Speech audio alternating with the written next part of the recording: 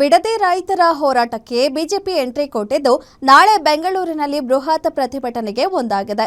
ನಾಳೆ ಬೆಂಗಳೂರಿನ ಫ್ರೀಡಂ ಪಾರ್ಕ್ನಲ್ಲಿ ಬಿಜೆಪಿಯ ಎಲ್ಲಾ ಶಾಸಕರು, ಸಂಸದರು, ಮಾಜಿ ಸಂಸದರು ಸೇರಿ ಧರಣಿಗೆ ಸಜ್ಜಾಗಿದ್ದಾರೆ. ಬಿಡದಿ ಸೇರಿದಂತೆ ರೈತ ವಿರೋಧಿ ನಿಲುವಿನ ವಿರುದ್ಧ ಅಧಿವೇಶನದಲ್ಲೂ ಬಿಜೆಪಿ ಜೆಡಿಎಸ್ನಿಂದ ಜಂಟಿಯಾಗಿ ಹೋರಾಟ ನಡೆಸಲಾಗುತ್ತದೆ. ಉತ್ತರ ಕರ್ನಾಟಕದ ಜ್ವಲಂತ ಸಮಸ್ಯೆಗಳ ಬಗ್ಗೆಯೂ ಚರ್ಚೆ ಮಾಡಲಾಗುವುದು ಎಂದು ವಿಜಯೇಂದ್ರ ಹೇಳಿದ್ದಾರೆ. ರೈತರ ಜೊತೆ ಸಿಎಂ ಚೆಲ್ಲಾಟ ಆಡುವುದನ್ನು ನಿಲ್ಲಿಸಬೇಕು.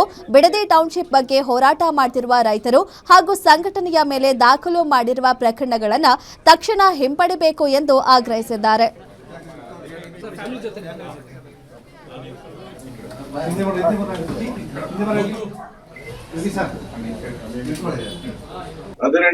ಸರ್ಕಾರ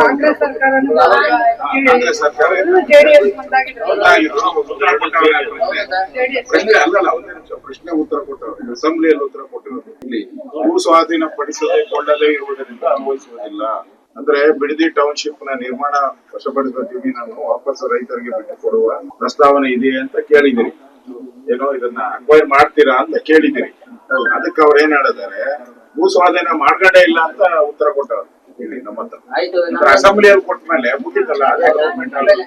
ನೀವು ಇವತ್ತು ಮುಖ್ಯಮಂತ್ರಿ ಇರೋರು ಅವತ್ತು ನೀವು ಸರ್ಕಾರದಲ್ಲಿ ಒಂದು ಭಾಗ ಆಗಿದ್ರಲ್ವಾ, ಯಾಕೆ ತೆಗಿಸಿಲ್ಲ ಮತ್ತೆ?